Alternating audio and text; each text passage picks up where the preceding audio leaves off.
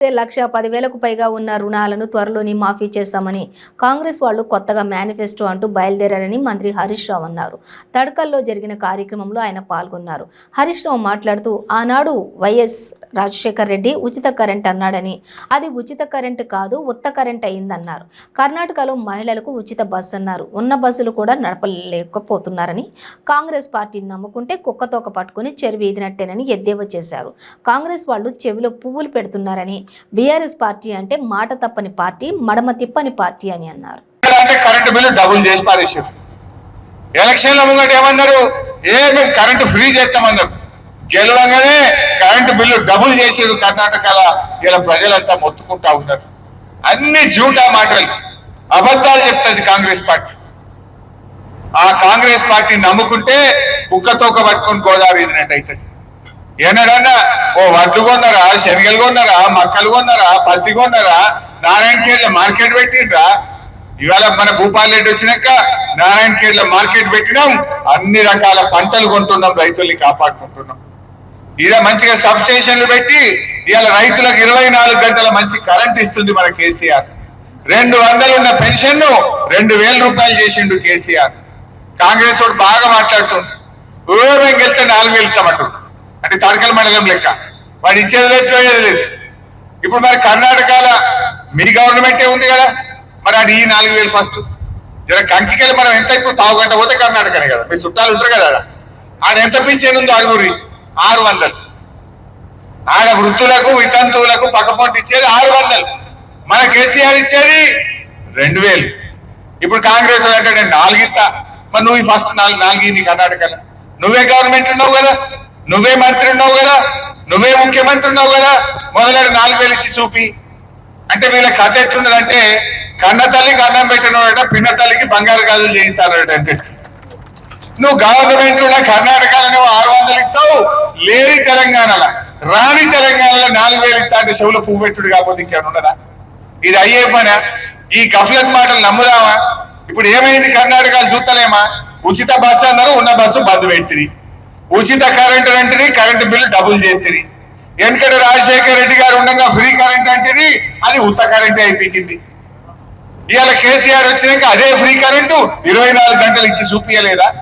ఈ కంటిలో మంచినీళ్ళ కోసం భుజాలు మీ కాయలు గాయలే, బోరింగులు కొట్టి చేతులు నొప్పి పెట్టలే, కిలోమీటర్ దూరంకే నీళ్లు మొయ్యలే.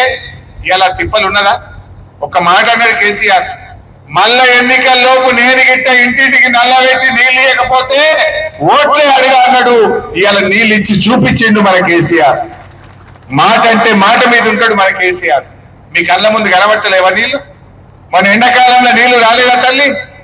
ఇంత ఎండల్లో కూడా నీళ్ళకి ఇబ్బంది కాకుండా ఇచ్చిందా లేదా కేసీఆర్?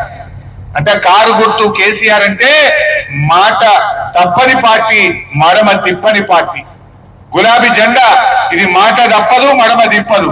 తడకల్ మండలం అంటే మండలమైంది, కరెంట్ అంటే కరెంట్ అయింది, 5,000 రైతు బంద్ అయింది, ఇంటింటికి నల్లబెట్టి నీళ్లు ఇచ్చిండు, రైతు బీమా ఇచ్చిండు, ఉచిత కరెంట్ ఇచ్చిండు, పండిన పంట అంతా కొన్నాడు కేసీఆర్.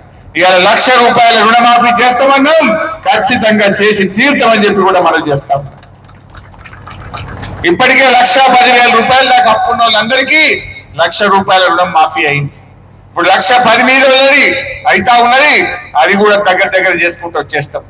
ఇలా కరోనా వచ్చినా, కష్టాలు వచ్చినా, కేంద్ర ప్రభుత్వం తిప్పలు పెట్టినా, FRBM లో కోతలు పెట్టినా ఏ రోజు రైతులకు ఇబ్బంది రానియలే, ఏ రోజు ప్రజలకు ఇబ్బంది రానియలే కేసీఆర్. అందువల్ల మీరందరూ కూడా నేను ఒక్కటే మీ అందరినీ కోరేది, ఇలా ఈ తడకల్ మండలం అయిందా లేదా? మరి ఎంత మెజార్టీ ఇస్తారు భూపాలన్నకు? ఎంత మెజార్టీ ఇస్తారు? మా సిద్దిపేట మెజార్టీ ఎంత? మరి నన్ను దాటుతారా దాటరా? తయారున్నారా? ఏమన్నా 1,00,000 మెజార్టీ ఇష్టం చేయలేవటం చూస్తాను. చేయలేవట పక్కన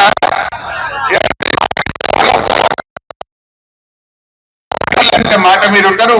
తడకల్ మండలి ఇచ్చిన భూపాల్ రెడ్డికి ఈ మండలంలో 5,000 మెజార్టీ ఇచ్చి మీరు భూపాల్ రెడ్డి రుణం తెచ్చుకోవాలని చెప్పి కోరుకుంటూ, ఇవాళకి 15 రోజుల్లో ఇప్పుడు నోటిఫికేషన్ వచ్చింది. 9 రోజులు నోటిఫికేషన్ టైం ఉంటుంది. 15 రోజుల్లో మా కలెక్టర్ గారు భూపాల్ రెడ్డి వచ్చి కొత్త MRO ఆఫీస్ ను, MDO ఆఫీస్ ను తడకల్లో ప్రారంభం చేస్తారు. సో ఇవాళ నేను మీ అందరికీ శుభాకాంక్షలు చెప్పాలని, మీ అందరికీ అభినందనలు చెప్పాలని, ఈ కొత్త మండలం మంజూరైన మాట మీ అందరి చెవున వెయ్యాలని చెప్పి ఇంత దూరం రావడం జరిగింది. సో మండలం రావడం తప్పకుండా ఈ ప్రాంతం ఇంకా అభివృద్ధి జరుగుతుంది. ప్రజలకు మంచిగా ఎంఆర్ఓ, ఎంపీడీఓ అందరు అధికారులు కూడా దగ్గరగా ఉండి మీ అందరికీ మంచి సేవలు ఇంకా ఈ మండల ప్రజలకు అందుతాయి. అందుకోసమే ఈ కొత్త మండలం పరిపాలన సౌలభ్యం కోసం, పరిపాలన ప్రజల దగ్గరికి తేవడం కోసమే ఈ సందర్భంగా మీ అందరికీ శుభాకాంక్షలు. జై తెలంగాణ.